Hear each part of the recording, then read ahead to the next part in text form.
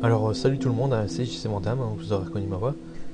Donc aujourd'hui une nouvelle vidéo avec un jeu qui est devenu culte. Il s'agit du premier Silent Hill sur PlayStation, la première PlayStation, la PS1 ou la PSX, c'est selon.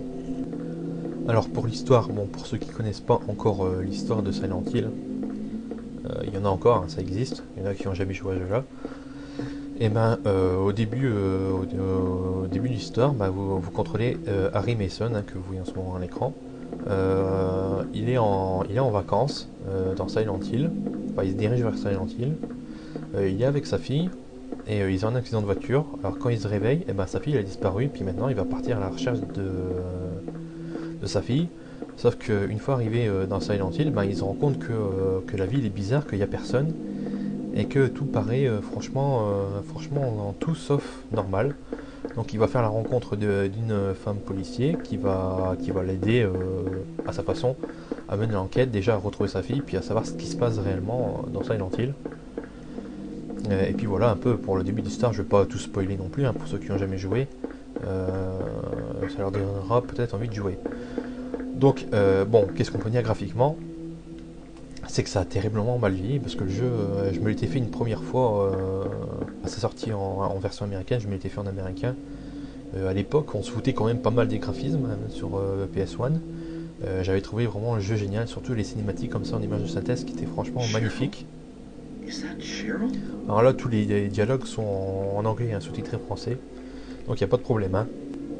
Bon là, vous voyez, la distance d'affichage, elle n'est pas super géniale, comme vous pouvez le voir, mais bon, c'est prévu dans le scénario, mais c'est une bonne pirouette technique de la part des développeurs parce que le moteur graphique du premier Silent Hill, il affichait pas grand chose à une grande distance, donc c'est une bonne astuce technique de la part des développeurs pour cacher les limites, du moteur graphique.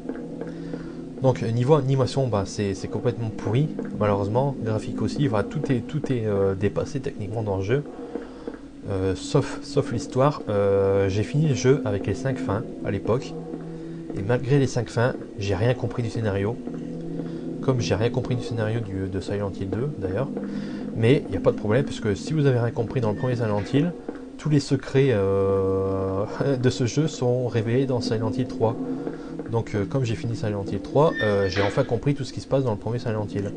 Alors ce qui avait fait la force de ce Silent Hill à l'époque, c'était qu'il était absolument pas le clone de Resident Evil, parce qu'une fois que Resident Evil était sorti, on avait eu droit à une armée de clones de Resident Evil, alors que Silent Hill, c'est pas le clone de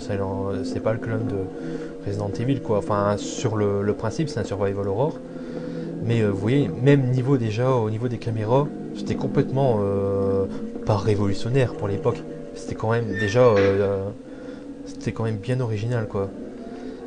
Niveau ambiance aussi, c'est pareil, il n'y avait pas de musique, mais c'était juste des bruits comme ça, des bruits de fond qui étaient vraiment stressants. Le jeu était vraiment super gore.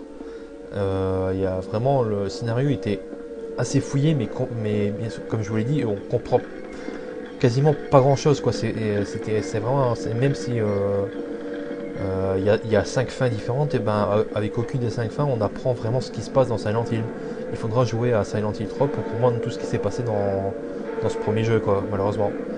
Alors là, vous voyez la musique qui commence à se faire de plus en plus entendre. Elle commence à vraiment être pressante. Et à l'époque, vous voyez, on avait un éclairage comme ça, temps réel, j'oserais dire. Temps réel. Vous allez le voir, le jeu est franchement gore. Alors niveau animation, c'est pas top. Le jeu rame souvent, quoi, malheureusement. Alors je vais vous laisser la surprise.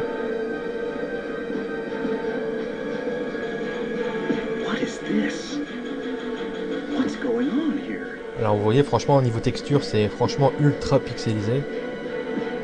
Tout a mal vieilli dans le jeu, forcément.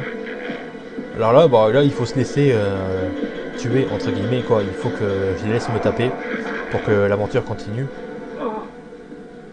Et là, vous n'êtes pas mort, vous inquiétez pas.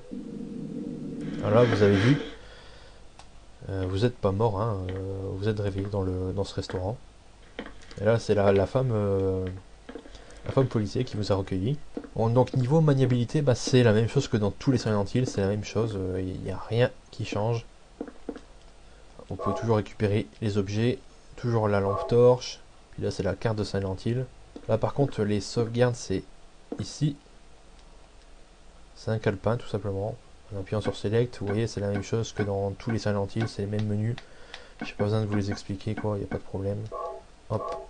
La maniabilité elle est assez chaude parce que c'était quand même le premier Silent Hill. Et puis je sais pas, la maniabilité c'est assez spécial quoi. On s'y habitue très vite mais c'est assez spécial quand même. Là faut que je regarde la radio. Ensuite il faut que je sorte, puis après il va y avoir le premier combat du jeu quoi. Et puis on s'arrêtera là pour cette vidéo. What's that? Huh. Radio. What's going on with that radio?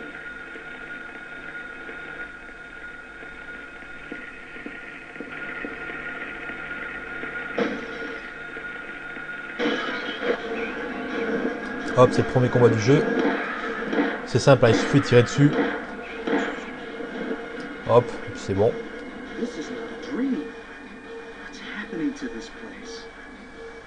On va récupérer la radio et ce sera comme dans tous les Silent Hill plus tard.